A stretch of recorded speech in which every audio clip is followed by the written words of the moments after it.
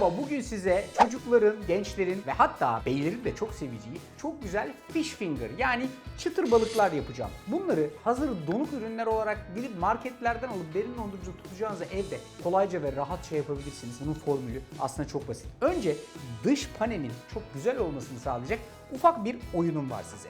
Ocağın üstüne bir tane tava koydum, altını yaktım ve tavayı ısıtmaya başladım. Isınan tavanın içerisine 2 su bardağı kadar panko yani bu kıtır ekmeklerden koyuyorum. Hafifçe şöyle soteliyorum. Diğer tarafta balıklarla ilgili çalışmaya başlayabilirim. Bakın elimde 2 adet böyle orta boy levrekten çıkartılmış filetolar var. Derisi üstünde. Arzu ediyorsanız bunun derisini balıkçınıza da çıkarttırabileceğiniz gibi isterseniz siz evde kendiniz kolayca da yapabilirsiniz. Ben şöyle yapıyorum. Önce kuyruk kısmına bıçağımla hafiften bir iz veriyorum. Sonra elimle tutacak bir yüzey elde ettikten sonra bıçağı hafifçe oynatarak derisiyle etinin arasına giriyorum. Sonra da elimle derili kısmı iyice tuttuktan sonra şu şekilde gördüğünüz gibi mükemmel bir vaziyette etli kısmından ayırıyorum. İşte karşınızda mükemmel bir parça fileto. Şuradaki ekmek kırıntılarına bakıyorum. Tatlı tatlı renk almaya başladı gördüğünüz gibi. Şimdi bunun içerisine birazcık da susam ilavem var. Yaklaşık böyle 4 yemek kaşığı kadar susam ilave edeceğim ve aynı şekilde susamları da kavuracağım. Yani bunların tatlı bir kahverengine doğru dönmeleri benim istediğim güzel bir unsur. Tekrar döndüm balıklara. Şimdi tezgahın üstüne balığımı serdim. Parmak boyutunda bıçak darbeleriyle parçalar oluşturacağım. Gördüğünüz gibi şu parçayı kestim ve şöyle parmak boyutlarına gelecek şekilde 2 ya da 3 adet böyle küçük tatlı bagetler oluşturdum. Balığınızın büyüklüğü çıkartacağınız boyut ve adedi etkileyecektir. O yüzden burada tam bir net rakam veremem ama şu şekilde parmak boyutuna getirirseniz işte tam fish finger dediğimiz şeyi oluşturmuş olursunuz. Buyurun karşınızda. Biz buna da fish finger dedik ama ne diyebiliriz başka? Bana çok gelmedi yani isim aklıma. Çıtır balık. Çıtır balık. Nugget. Kroket. Ne olursa diyorsun. Tabii işte öyle balıklı bir şey yani. Şimdi balıklarımız burada tezgahın üstünde. Burada da bakın şu gördüğünüz gibi ekmek kırıntısıyla susamlar hafiften belli belirsiz bir renk aldılar. Artık onları şu kasenin içerisine transfer edebilirim ve son pane için hazır hale getirebilirim. Yalnız bu son panede ben içerisine birazcık da ince kıyılmış dereotu katıyorum. Çok güzel oluyor. Alın dereotunu şöyle içerisine atın. Belli belirsiz birazcık burada böyle kaybolsun gitsin. Tekrardan aynı tavanın içerisindeyiz. Tavayı bir peçeteyle dikkatli vaziyette sileceğim ve temizleyeceğim şöyle ve tekrardan geldim ocağa. Tavam hali hazırda sıcak.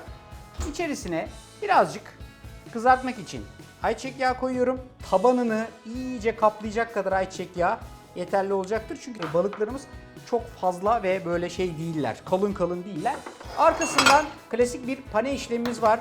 Buradaki kabın içerisine 2 tane yumurta kırıyorum. Bir çatalla hızlıca çırpıyorum. Şimdi paneleme işlemine hazırım. Buradaki kasenin içerisine de unu koydum.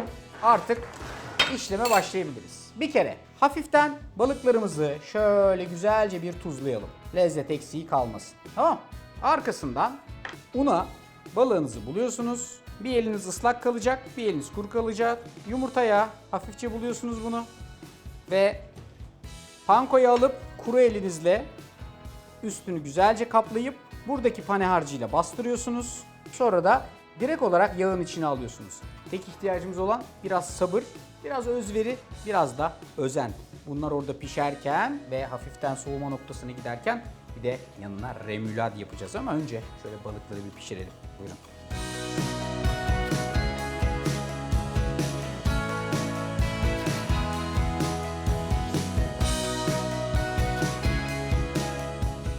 Mis gibi kızarıyorlar. Her taraflarının böyle tatlı tatlı renk aldığından emin olun ki yerken o böyle ısırdığınızda o çıtır çıtır dokuyu damağınızda hissedin. Son derece güzel. Yaklaşık bir dakikası falan kaldı. Buna hızlıca bir remülat sos yapacağım. Aslına bakarsanız çok basit bir tarif.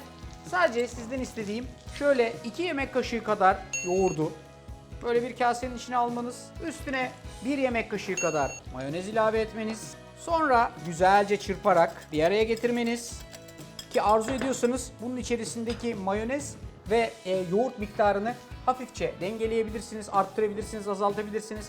İçerisine küçük bir parça ince doğranmış kornişon turşu, bir parça kapari, bir dolu tutam ince kıyılmış maydanoz, bir tane de şöyle sarımsak ilave ettiniz mi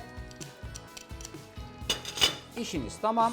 Lezzetlendirmek için azıcık tuz, çok azıcık karabiber. Ondan sonra da karıştırıyorsunuz. Bu sizin burada hazırladığımız çıtır balığın yanına acayip yakışacak sosunuz olacak. Şimdi artık şu balıkları dikkatli vaziyette yağdan alalım. Altı çıtır, üstü çıtır. Bu hazırladığım remüladı içerisine koyacağınız her şeyi arzunuza göre şekillendirebilirsiniz. Ben şöyle bu kaseyi dolduracak kadar koydum. Üstüne hafif bir iki dokunuş yaptım.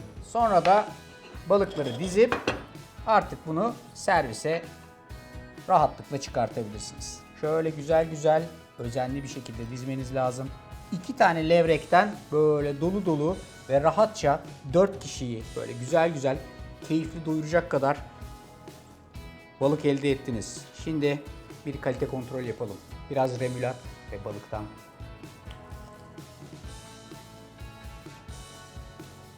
Bak bak. Fevkaladenin de fevkinde. Sosla beraber de mükemmel gidiyor. Siz de yapın. Siz de yiyin. Hepinize afiyet olsun. Bu kadar kolay.